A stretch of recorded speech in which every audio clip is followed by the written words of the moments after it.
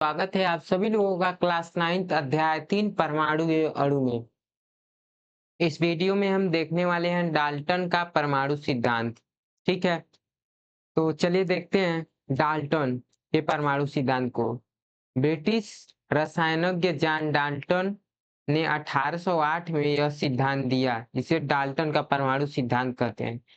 इनके अनुसार सभी द्रव्य अति सूक्ष्म अविभाज्य कणों से बने होते हैं, इन्हें परमाणु कहते हैं। जितने भी पदार्थ हैं वह बहुत ही सूक्ष्म कणों से बने होते हैं, उन्हें परमाणु जिसे कहा जाता है। और ये इतने छोटे होते हैं कि इन्हें और विभाजित नहीं किया जा सकता है। दूसरा क्या था, परमाणु को विभाजित नहीं किया जा सकता है, यह द्रव्य का मूल कण है। तीसरा क्या था, परमाणु रासायनिक अभिक्रिया में भाग लेते हैं परंतु नष्ट या विघटित नहीं होते हैं। ठीक है, तो पहले में क्या दिया इन्होंने कि जो पदार्थ होते हैं वह बहुत ही सूक्ष्म कणों से बने होते हैं और वह अविभाज्य होते हैं, जिन्हें परमाणु कहते हैं। दूसरे में इन्होंने कहा परमाणु को विभाजित नहीं किया जा सकता है, यह द्रव्य का मूल कण है। तीसरे में इन्होंने कहा कि परमाणु रासायनिक अभिक्रिया में भाग लेते हैं परंतु नष्ट या विघटित नहीं होते हैं। ठीक है, अब चौथा नियम इनका ये बताता है कि भिन्न भिन्न तत्वों के परमाणु के गुण, आकार तथा द्रव्यमान भिन्न भिन्न होते हैं। जैसे कि भिन्न भिन्न तत्व है, जैसे कार्बन हो गया और ऑक्सीजन हो गया। ये जो भिन्न भिन्न तत्व हैं, ये भिन्न भिन्न तत्व है कार्बन ऑक्सीजन।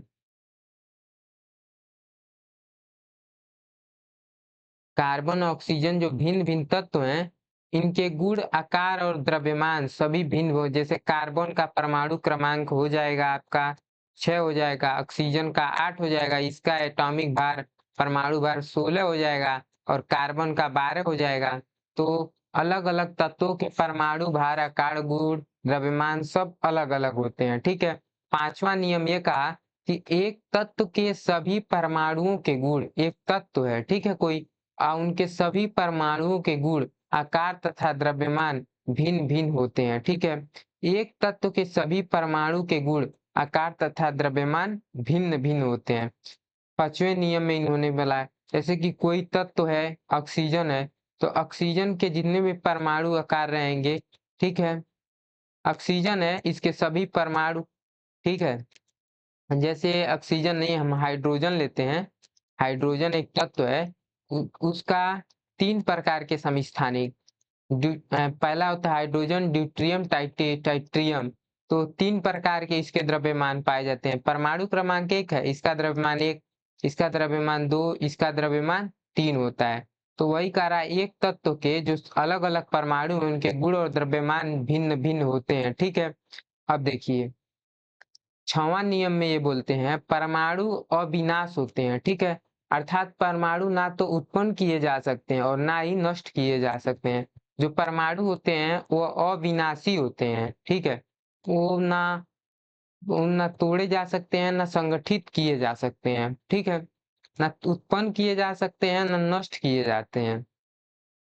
और 7वां नियम ये कहता है रासायनिक अभिक्रिया में, कोई रासायनिक अभिक्रिया है, 2 या 2 से अधिक तत्वों के परमाणु पूर्णांक के सरल अनुपात में संयुक्त होकर यौगिक के अणु बनाते हैं। ठीक है, आपने इससे ये समझा जैसे कि हम लोग H2O और NH3 बना रहे हैं, तो हाइड्रोजन और ऑक्सीजन जो है, ये यौगिक में जो परमाणु का द्रव्यमान है, ये सभी एक निश्चित अनुपात में है। जैसे H2O ये 1:8 के अनुपात में और अमोनिया 14:3 के अनुपात में है। तो अब मिलते हैं इससे अगले वाले लेक्चर में, जिसमें हम पढ़ने वाले हैं मोल के बारे में। मोल क्या होता है और उन उन पर आधारित हम कुछ सवालों को भी पढ़ेंगे। तो चलिए मिलते हैं अगले लेक्चर में। यदि आपने यहाँ तक इस लेक्चर को देखा है तो प्लीज हमारे चैनल को सब्सक्राइब और वीडियो को लाइक कीजिए। और कोई भी डाउट बनता है इस चैप्टर से, यहाँ तक टॉपिक जो आपने पढ़ लिया है, तो जरूर कमेंट बॉक्स में लिखिए, मैं जरूर उनका आंसर दूंगा। धन्यवाद।